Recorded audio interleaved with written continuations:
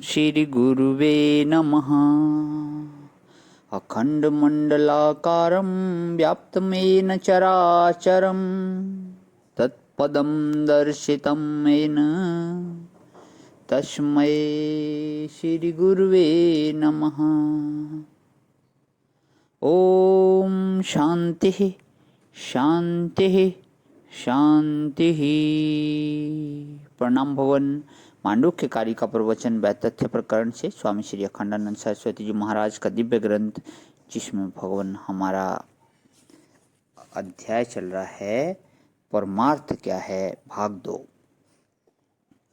आज page number 367 से आगे लेते हुए कि स्वामी जी बता रहे थे कार्य कारण के ऊपर चल रही थी चर्चा पिछले सत्संग में। तो कहते हैं कार्य कारण जो भाव है जड़ में होता है। आप देखो आत्मा मुक्ति इनके विषय में जरा स्पष्टता से समझो। जैसे कुम्हार घड़ा बनाता है, माटी उपादान है, कुम्हार निमित्त कारण है और चाक सूत्र दृष्टा आदि सहकारी कारण है। तो उपादान निमित्त और सहकारी कारण से घट की उत्पत्ति हुई। तो घड़ा का प्राग भाव था, पहले घड़ा नहीं था। घड़ा अमुक अमुक के कारण सामग्री से पैदा हुआ तो क्या होगा? बोले कि उसका प्रध्वंसा भाव भी होगा, डंडा मारो फूट जाएगा। जो वस्तु उत्पन्न होगी किसी भी कारण के द्वारा पैदा की जाती है वह स्वतः सिद्ध नहीं होती है। इसलिए उत्पाद्य वस्तु का नाम आत्मा नहीं है, ब्रह्म नहीं है, मुक्ति नहीं है। जो वस्तु उत्पाद्य होगी वह अनित्य होगी। ईशावास्य उपनिषद की भूमिका लिखते समय श्री शंकराचार्य जी ने यह बात लिखी है। अब देखो, अप्य घड़ा अपने घर में नहीं है तो क्या करें? दूसरे के घर से मांग कर ले आवें। जैसे मंत्र सिखाते हैं ऐसे आओ हम मुक्ति सिखावें। तुम मुक्ति सिखाने से नहीं आती, वह तो तुम्हारा स्वरूप है। दूसरे के घर से उधार मुक्ति नहीं ला सकते। तब बोले कि आओ संस्कार कर दें।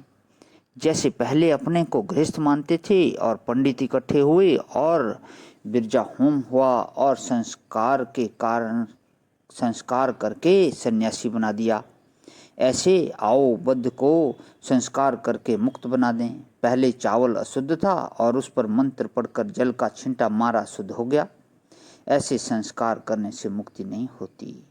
मुक्ति उत्पन्न नहीं की जा सकती, किसी के घर से उधार नहीं ली जाती। माने आप्य और संस्कार्य नहीं है। बोले भाई कि चावल अभी कच्चा है, आओ पका दें। पकाने से मुक्ति नहीं होती है। कोई कच्ची मुक्ति पक्की मुक्ति ऐसे भेद नहीं होता है। तब यह क्या है? बोले कि अच्छा, एक बार मुक्ति होकर याद न रही, भूल गया तो मुक्ति का नाश हो जाएगा। अरे बाबा, मुक्ति का नाश नहीं होता, वह तो अपना स्वरूप है। तो साधक इति ना देखो, कोई अर्थ साधक हैं। व्यापारी लोग क्या करते हैं? ये अर्थ के साधक हैं। दाता लोग धर्म के साधक हैं। जो विवाह करने की तलाश में घूम रहे हैं ये भोग के साधक हैं। मोक्ष के साधक को ऐसे बाजार में दुकान नहीं करना पड़ता, उसको धर्म की क्रिया नहीं करनी पड़ती, उसको भोग के लिए इधर उधर इच्छा संकल्प वासना नहीं करनी पड़ती। मोक्ष का जो साधक है वह सबको छोड़कर अपने स्वरूप में बैठ गया। तो साधक इति न नाम मुमुक्षुः नाम व मुक्तः इत्येषा परमार्थतः। नाम मुमुक्षु क्या है? जो मोक्ष चाहे। यह चाह जो है, यह चाहे मोक्ष की हो और चाहे भोग की हो। भोग की हो तो इसे भुभक्षा बोलते हैं, और अपनी जिंदगी लंबी करने की हो तो इसको जिजीविषा बोलते हैं। जानने की हो तो जिज्ञासा बोलते हैं। तो जो अपने को सत्य स्वरूप नहीं समझता, आकार मात्र शरीरधारी समझता है, उसको मरने का डर होता है। उसके अंदर जिजीविषा होती है कि मैं जिंदा रहूं, और जो जानता है कि मैं सत्य स्वरूप हूँ, अविनाशी हूँ, चाहे कुर्ता हो कि कोट, चाहे पैंट हो कि हैट, पोशाक कोई भी हो, मैं तो अविनाशी हूँ।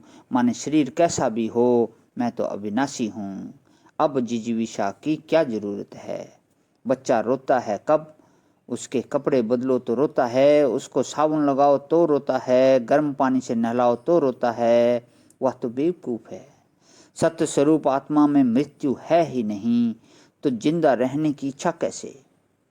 आकार को जिंदा रखने की इच्छा की, निराकार को जिंदा रखने की इच्छा, तो आकार तो मृत ही है।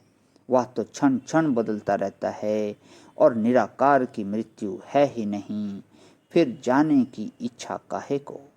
प्रणाम भगवान। आज यहीं विराम। ओम शांति शांति शांति।